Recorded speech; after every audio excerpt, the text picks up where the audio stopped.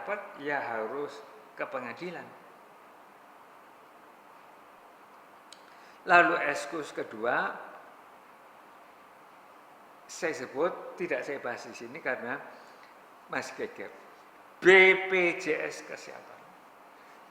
BPJS Kesehatan sekarang kekurangan uang. Dari mana itu? Ya. Lalu ini keadaan di Indonesia. Dulu jam sostek, taspen, asapri.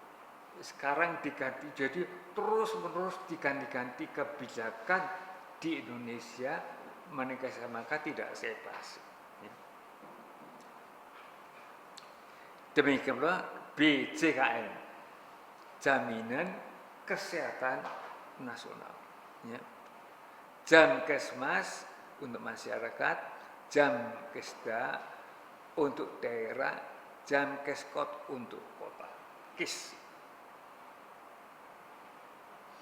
Ini seluruhnya batas sendiri, tidak saya bahas karena berubah-ubah terus, karena kita tidak tahu.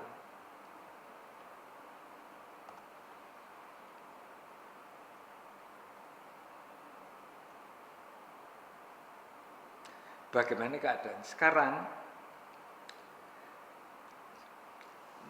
Bab 11 mengenai cara, sarana dan prasarana kedokteran.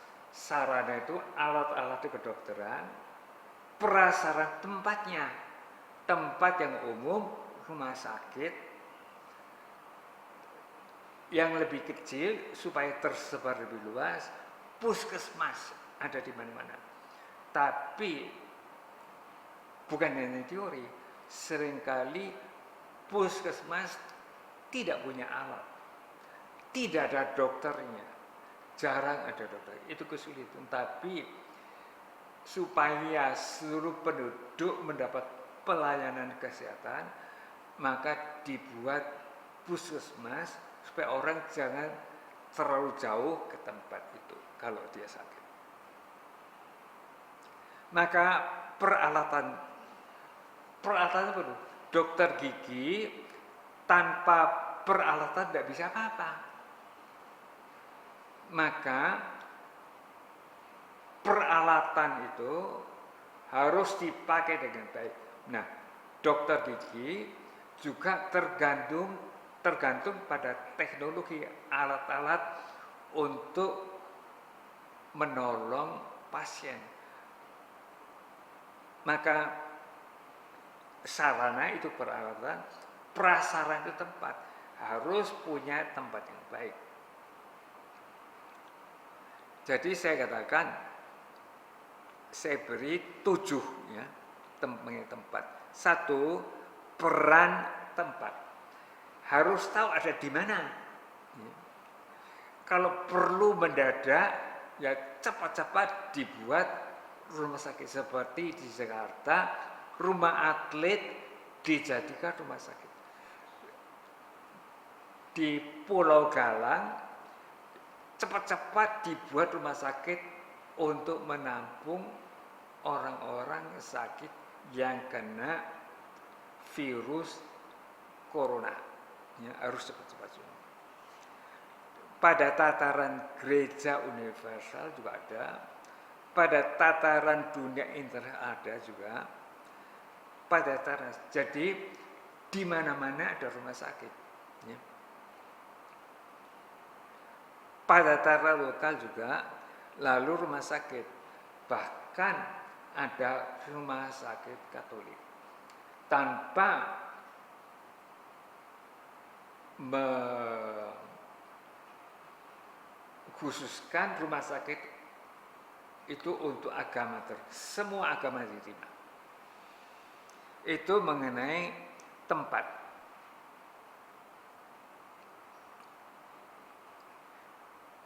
Saya kira nggak perlu. Lalu saya sebut beberapa lembaga yang menyangkut kedokteran juga, ya, pada tataran dunia internasional.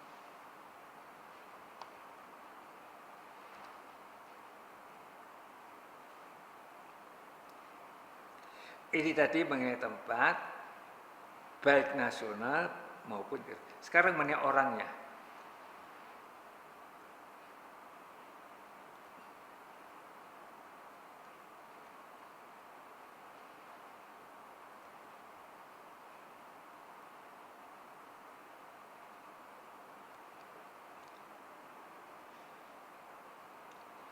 Jadi bab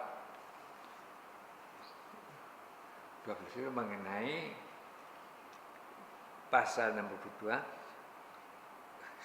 SDM, sumber daya manusia, orangnya, bukan hanya alatnya, bukan hanya tempatnya, melainkan juga orangnya. 62 profesi medis, siapa itu? Itu pada umumnya dokter dan perawat yang sekarang mendapat ucapan terima kasih dan hormat dari masyarakat Indonesia karena tenaga kesehatan itu berjuang di garis depan menghadapi virus corona. Kalau tidak ada mereka bagaimana? Ya. Jadi 62 profesi medis, artinya tidak sembarang orang bisa gitu, perlu pendidikan khusus. Maka satu, perlunya SDM. Dituntut diandaikan pengetahuan, keterampilan. Tidak hanya tahu, tapi terampil, bisa melaksanakannya. Tidak hanya tahu saja, tapi untuk melakukan perlu pengetahuan. Sebutan medis atau paramedis. Para ini dalam arti tenaga medis, bukan hanya dokter, perawat terutama membantu. Lalu 2, perawan SDM. Perbedaan tuntutan. B, pembagian tugas dan kerjasama dari berbagai pihak. Jadi misalnya perawat, dokter lebih tinggi dari perawat. Perawat membantu dokter. Dulu pendidikan perawat cuma 3 tahun. Ya. Misalnya setelah SMP 3 tahun SPK. Sekarang enggak. SPK sudah dihapus. SPK dihapus, sedangkan SPK itu penting, terutama untuk orang-orang miskin, studi 3 tahun lalu bisa bekerja. Maka perlu ongoing formation. Mengapa perlu? Karena kedokteran itu mendapat penelitian terus-menerus berkembang. Maka ongoing formation, pendidikan yang terus-menerus. Jadi kedokteran 50 tahun yang lalu lain, ya. Sekarang lebih banyak. Kemudian 63, tenaga.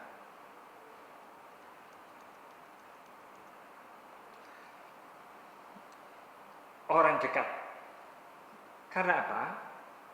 Jadi saya katakan soal kesehatan itu mengandung gradasi tingkat-tingkat.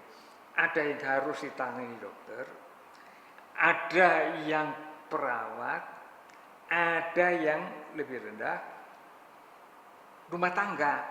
Jadi ibu terhadap anak, perawat terhadap anak, dokter terhadap anak. Jadi urutannya dokter, perawat, ibu atau siapa di rumah tangga. Dokter paling pandai, paling tinggi, lalu perawat yang membantu dokter itu, lalu di rumah diteruskan oleh ibu yang merawat anaknya sesuai dengan nasihat dokter itu, sesuai dengan perbuatan perawat itu untuk menangani pasien. Tidak semua harus dilayani dokter. Bahkan sekarang saya lihat orang yang merasa kena virus corona tidak perlu ke rumah sakit, bisa telepon aja jarak jauh. Jadi dengan begitu dia menghemat waktu, dokter juga menghemat waktu.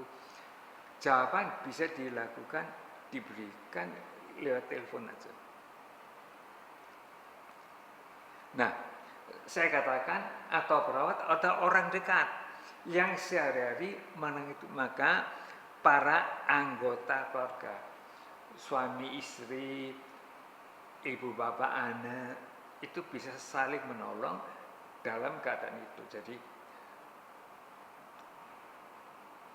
dalam blok 4 realisasi saya katakan satu, peraturan yang ada dalam penelitian, dua, tempat yang ada dan peralatan, tiga, orang yang ada. Sudah selesai. Sudah selesai.